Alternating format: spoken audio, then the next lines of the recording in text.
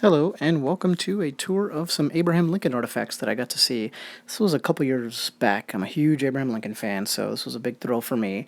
And this first one, as you can see, is a plaster cast of his head and face.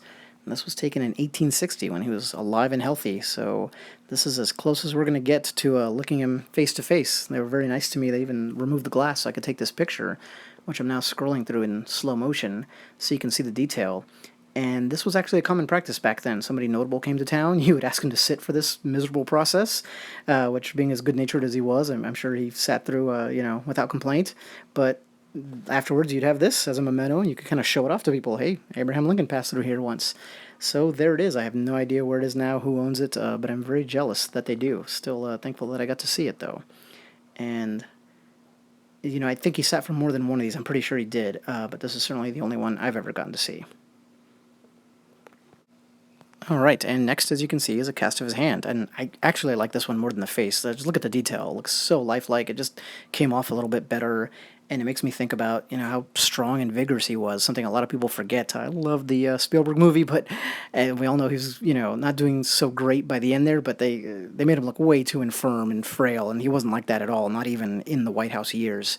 So I like this because it makes me think of the rail splitter and, the guy who did so many things, Freddie to craft a raft all the way down the Mississippi to New Orleans.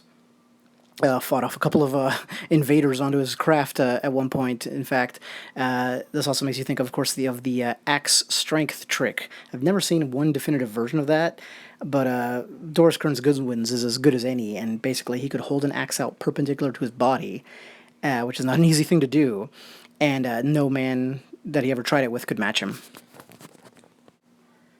All right, this one goes more into the morbid territory, and we're going to go even further in that direction in a minute, but this here is a strip of wallpaper from the room that he died in. So if you ever wondered, what it would be like to be in that room, you could at least picture this wallpaper, going across all four walls.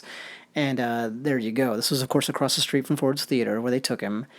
And people did things like this back then, and I guess today as well, but they knew it was going to be a historic event, so people had kept things like this. There's all kinds in auction houses and museums. Some are very strange. Somebody drew an outline of Abraham Lincoln's boots and John Wilkes Booth's boots, and those went for auction a while back, which was very strange.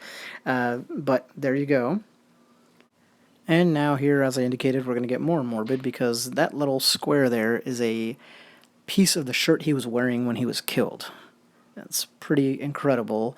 And speaking of strange, morbid souvenirs, somebody went ahead and clipped that out.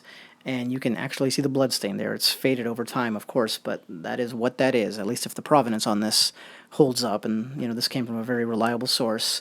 But it's interesting to me to stare at something like this, because you have to almost accept it on faith, even though, it comes on decent authority, because people didn't take pictures back then and, tag it somehow. So you go with the evidence at hand, and you trust it if you feel it's trustworthy, which I do in this case. But then again, you look at it and you can't say for sure, can you? And last, but as the cliche goes, certainly not least, here is a lock of Abraham Lincoln's hair. And if you needed proof that that kind of thing really happened back then, there is also a lock of John Wilkes Booth's hair coming up for auction this year. But this one was a couple years back.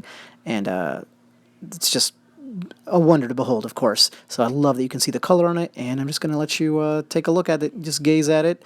And I hope you enjoyed my brief little overview here of some of the things I got to see related to the great Abraham Lincoln.